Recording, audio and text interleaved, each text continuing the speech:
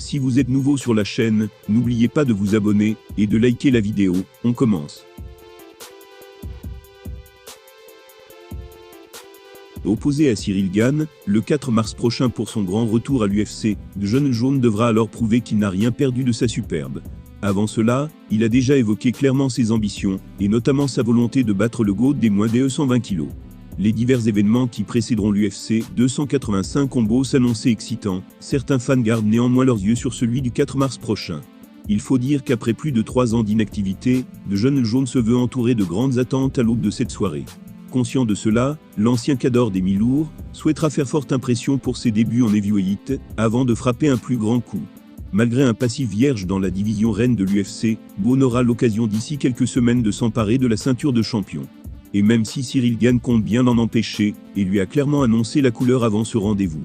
Johnny Viso pour son retour. Interviewé par Campagne Pandas lors d'un récent tweet space, il a d'ailleurs affirmé que sa carrière était encore loin de son terme.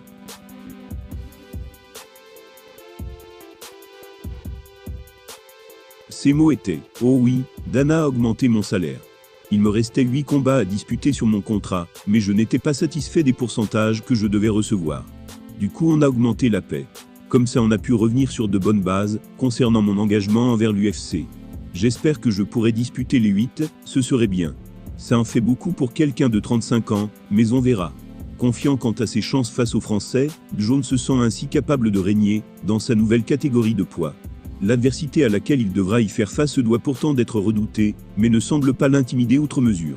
C'est d'ailleurs ce qui l'a fait comprendre par la suite, au moment de se projeter vers la suite future.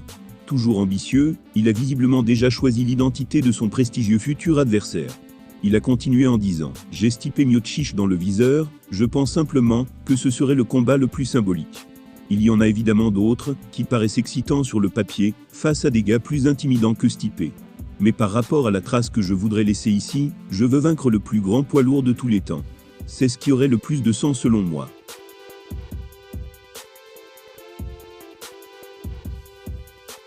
Voilà un adoubement qui vient quelque peu décrédibiliser son affrontement contre Gane, ou encore l'héritage laissé par Francis Ngannou, Fedor Emelianenko. Qu'importe pour l'Américain, qui compte mettre sur pied cette belle affiche face à Miocic sans tarder. Il a ajouté, en ce qui concerne le timing, j'espère sortir de ce combat contre Gane sans la moindre blessure. Je veux pouvoir revenir dans l'octogone aussi rapidement que possible. C'est ce que j'espère.